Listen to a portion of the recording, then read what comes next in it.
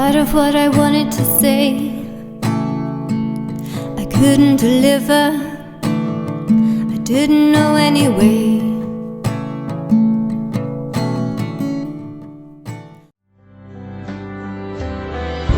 Such a bittersweet taste, such a perfect waste. Oh, hiding in the back of my conscious state. Such a wonderful sound, such a beautiful way to hit the ground. I hear you call through the echoes of my mind.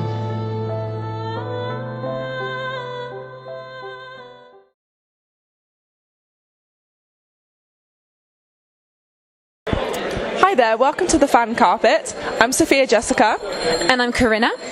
And we are here today at the Gold Movie Awards, the 4th annual event. This is a very, very important night in film because it is celebrating all the best new films from around the world in independent cinema. It's a great place to be. We've got many celebrity guests and many directors and actors that have come to support the event, and also of course all the nominees and creative people up for the award. We've seen some amazing people win tonight. And we're really, really keen to see what's going to happen after the awards ceremony, where all these shining bright new stars will head to in their next venture. Exactly. Couldn't have said it better. So, what do you think is so important about these kind of award ceremonies? Any awards that support independent film is always going to be high up on my books. The Gold Movie Awards are really special. A lot of the submissions this year were really global. So from every pocket of the planet, they had submissions. So there's a great cross-section of diversity from every corner of the world, which is fantastic. Also this year, there are a lot of young filmmakers, which is always wonderful to see people not playing PlayStation. I'm sorry if I'm patronising young people, but not playing PlayStation or scratching their backsides, but actually knowing that they've got a story to tell and telling it, doing it. It's always a labour of love making an independent film, and if you've got a young filmmaker going for it, bravo. So the Gold Movie Awards are always something I would support wholeheartedly. What I love about the whole concept is the fact that it doesn't matter what age you are, where you come from, you're actually on a completely level footing.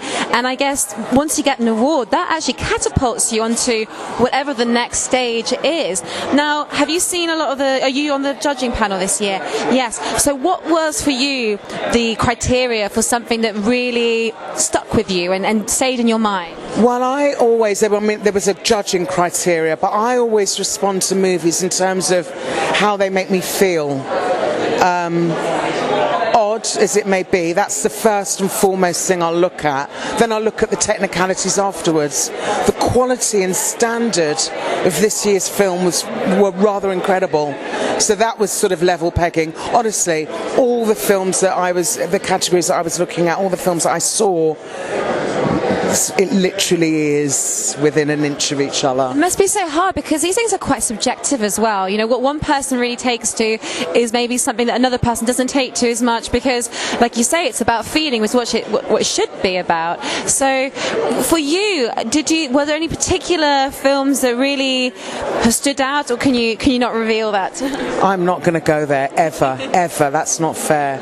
As I said, there's a criteria which we had to go by, which is always a good thing to do, where generally all the films are going to be looked at in the same way or judged in the same way. Then the edging thing for me is, again, what I said, is a thing about feeling, and yes, it is subjective, but that's the nature of our business. As I said earlier, to have an idea, to raise the money, to get a team of people together, to shoot it, to edit it, to market it. I mean, I could go on, and I'm out of breath already. It's exhausting. Every filmmaker that's nominated here this evening deserve a huge round of applause from me. I'm not going to start pulling out favourites because that's not fair. I think they're brilliant. I was just being nosy. I know, and you're supposed to ask those sorts of questions, but in terms of getting to this stage, bloody bloody bravo. Is there a mixture of different genres? I mean, because you said there's stuff from all over the world, different ages, and I can imagine it must really create diversity as well in terms of, you know, whether it's horror, whether it's comedy, whether it's love, whether it's thriller, whether it's a true story. Is there a cross-section of different kinds of genres? Yes, there is, and there always is going to be different genres in whatever films or types of films you're going to get. The thing that was interesting for me is the diversity in terms of the fact that this stuff is global. So there were films about places and subjects that I might never have had access to or have read about, that I might Google a period of time or a particular country's politics. So again, that's the good bit about having a festival where the films are from every pocket of the planet.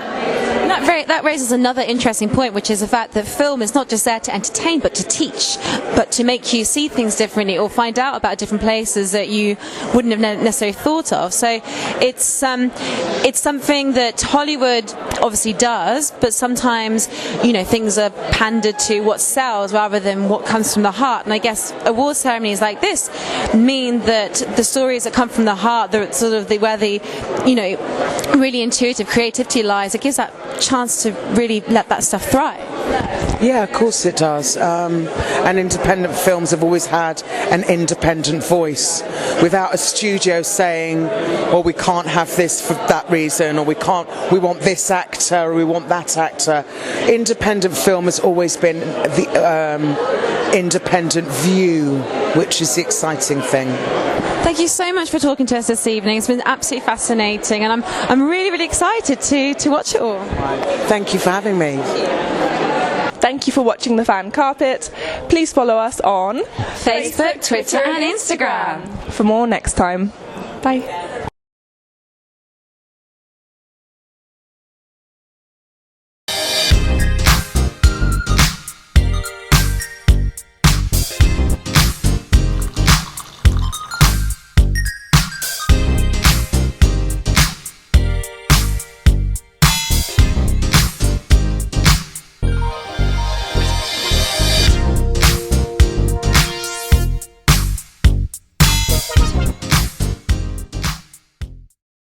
I'm here on the largest of the Balearic Islands, Mallorca, with the turquoise waters of the Mediterranean Sea, beautiful mountainous landscape, the thriving city of Palma, quaint little market towns, a growing number of luxury hotels.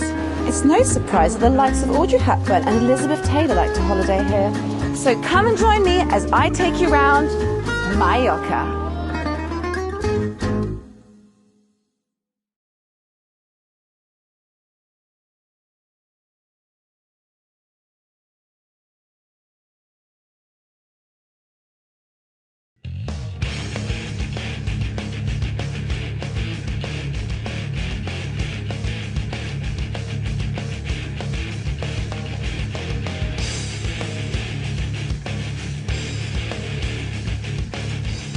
Thank you for watching The Fan Carpet. If you like this video, be sure to click that thumbs up button at the bottom of your screen.